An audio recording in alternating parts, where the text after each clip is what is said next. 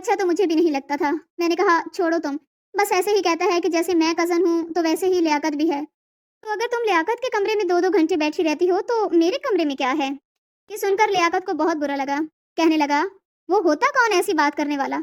उसकी औकात है कि तुम उसके कमरे में बैठो? तुम्हें पता है गली की 3 लड़कियों के साथ उसका अफेयर चल रहा है। शर्म नहीं आती उसको किसी की बहन बेटियों के साथ ऐसी हरकतें करते हुए?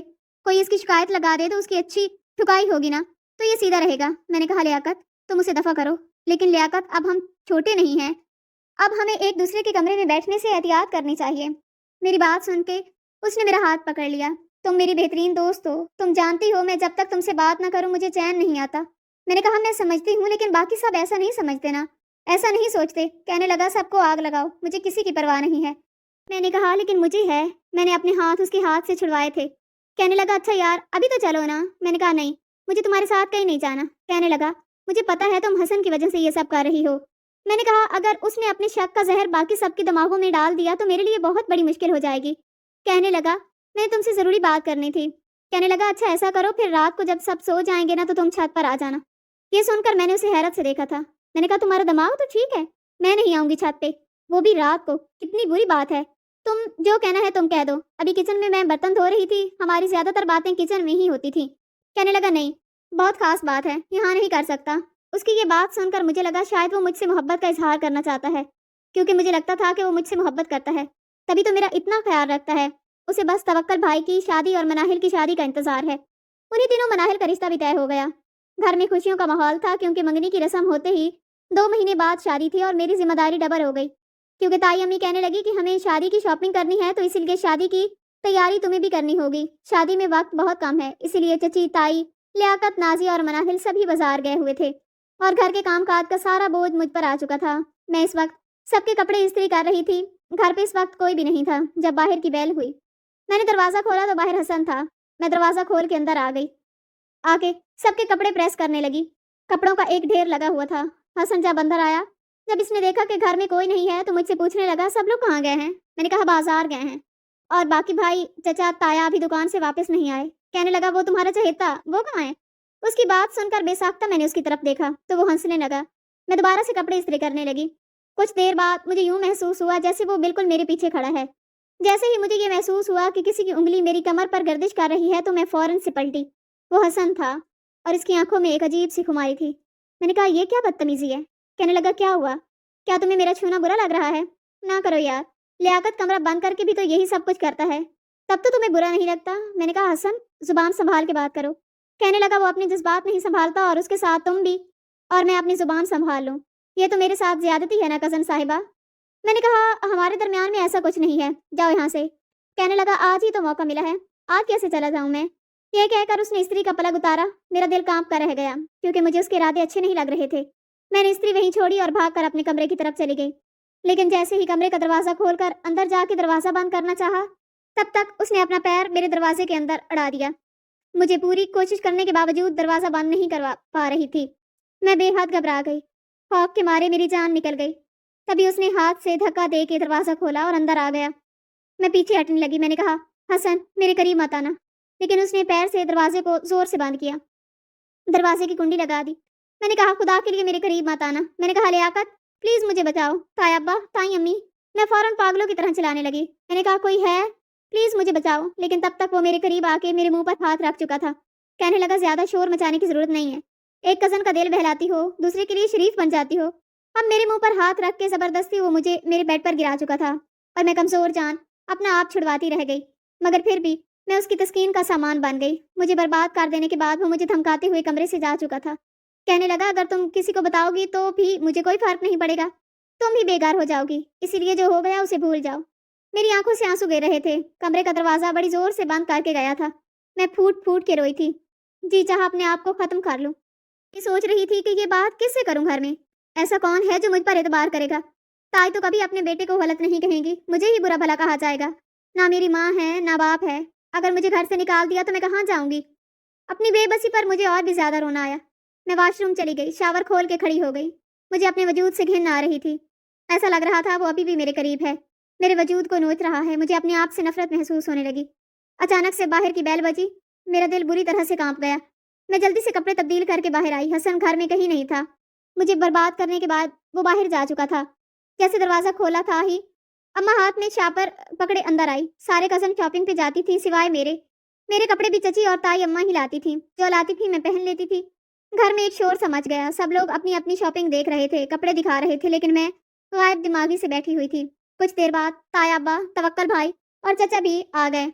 अलबत्ता ज़हन रात को 11 बजे आया। हाथ में शॉपिंग बैग पकड़े हुए था। मुस्कुरा रहा था। कहने लगा, आओ तुम्हें अपनी शॉपिंग दिखाऊं।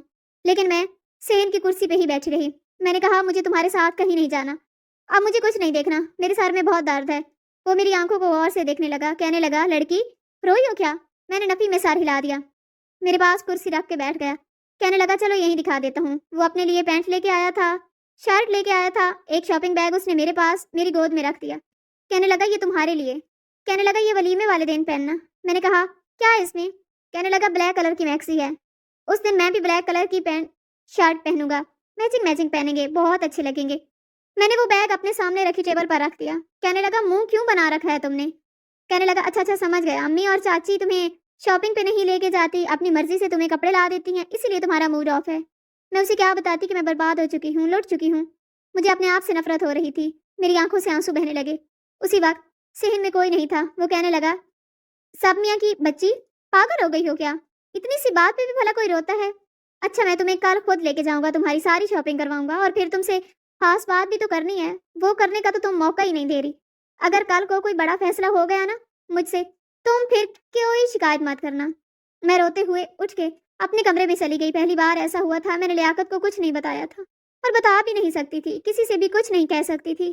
पूरी रात मैंने रो के गुजारी थी। अगले रोज मुझे पता चला लियाकत की बहुत अच्छी फर्म में नौकरी लग गई है, तनख्वाह भी बहुत अच्छी है। उसके बाद मैं चुप चुप सी रहने लगी, हर वक्त अपने कमरे में बंद रहती। हसन की तो शक्ल भी देखना पसंद नहीं करती थी। उसके बाद से वो भी मेरे पास नहीं आया। शायद उसका मकसद ही यही था जो पूरा हो चुका था।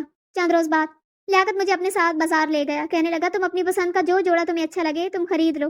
मैंने कहा था, मुझे किसी भी नए कपड़े की जरूरत नहीं है, अम्मा जो लाएंगी मैं वही पहन लूंगी। वो कहने लगा, मैंने अम्मा को मना कर दिया है। मैंने उन्हें कह दिया है कि मैं खुद अदीला को शॉपिंग करवाऊंगा और ये सारी शॉपिंग मुझे अपने पैसों की है। अब तो मैं कमाई करने वाला फर्द बन चुका हूँ। मैंने बहुत बेदिली से कुछ कपड़े खरीदे थे। मेरा दिल चाह रहा था कि कहीं दूर चली जाऊं, बहुत दूर, जहाँ कोई पहचान ना हो। मैंने कहा था, लियाकत बस वापस चलें घर, मुझे यहाँ की भीड़ और गहमा गहमी से बहुत घबराहट हो रही है। वो मुझे एक होटल में ले गया और कहने लगा, मुझे बहुत भूख लगी है, पहले कुछ खाते हैं फिर वापस आएंगे। मैंने कहा था, लियाकत मुझे कुछ नहीं खाना, प्लीज वापस चलें। उसने कहा था, नहीं, पहले खाना खाएंगे फिर जाएंगे। और फिर उसने खाने का ऑर्डर दे दिया था। खाने के दौरान उसने कहा, मुझे तुमसे एक बहुत जरूरी बात करनी है। मैंने कहा था, हाँ कहो, क्या बात है? वो कहने लगा था, मुझे एक लड़की बहुत पसंद है, मैं चाहता हूँ तुम अम्मा से बात करो ताकि वो मेरा रिश्ता वहाँ लेकर जाएं। मैं अपने मुंह से कहूँगा तो अच्छा नहीं लगता, प्लीज। ये सुनकर मैं कुछ देर खामोशी से उसे देखती रही, फिर एक लंबी और गहरी सांस ली। मैं वाकई अब उसके काबिल नहीं रही थी। हाँ, अगर वो ये बात कुछ वक्त पहले कहता तो शायद मैं बहुत रो लेती, लेकिन अब। मैंने कहा था, कौन है वो? तुम्हारे ऑफिस में काम करती है क्या? कहने लगा, हाँ, बहुत खूबसूरत है, बेहद हसीन है और मासूम भी। मैंने कहा था, मैं ताई अम्मी से कह दूंगी कि जिस लड़की को तुम पसंद करते हो वही तुम्हारी दुल्हन बने। वो कहने लगा, तुम वाकई कह दोगी? मैंने कहा, हाँ, मैं ज़रूर कह दूंगी। तुम्हें मुझ पर इत्मीनान नहीं है क्या? वो मुझे कुछ देर बड़ी गौर से देखता रहा, फिर कहने लगा, ठीक है। लेकिन बाद में ना तो उसे शादी के कामों से फुर्सत मिली, ना ही मेरे दिल की उदासी काम हुई। कुछ भी अच्छा नहीं लग रहा था, इसलिए मैंने ताई अम्मी से कुछ भी नहीं कहा।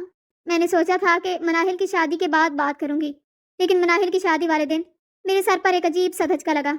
जब उसके निकाह के फौरन बाद चची ने मेरे सर पर सुर्ख रंग का दुपट्टा रख दिया और कहने लगी, मौलवी साहब आ रहे हैं, अब तुम्हारा निकाह है। मैं हैरान रह गई। मैंने कहा, मेरा निकाह? किससे? मैं तो सोच भी नहीं सकती थी कि मनाहिल के निकाह के फौरन बाद मेरा निकाह भी तय पा जाएगा, और वो भी अरसलान के साथ। मुझे अब समझ आई कि उस दिन ज़हन जिस लड़की की बात कर रहा था वो मैं ही थी। खैर, फिर जैसे रात बीती और लियाकत मेरे करीब आया तो मैंने उसे हसन की सारी हकीकत बता दी, जिसे सुनकर वो अपने सर को पकड़ कर बैठ गया।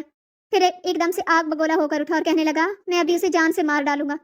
मैंने बड़ी मुश्किल से लियाकत को संभाला, उसे अपनी कसम दी कि तुम ऐसा कुछ नहीं करोगे। खैर, फिर अगले दिन लियाकत ने सबको इकट्ठा करके सारी सूरत हाल से आगाह कर दिया, जिसके नतीजे में हमें एक अलग घर खरीद कर दे दिया गया, क्योंकि लियाकत का अपनी विरासत में जितना हिस्सा बनता था उस रकम का हिसाब लगाकर हमें अलग घर दिलवा दिया गया।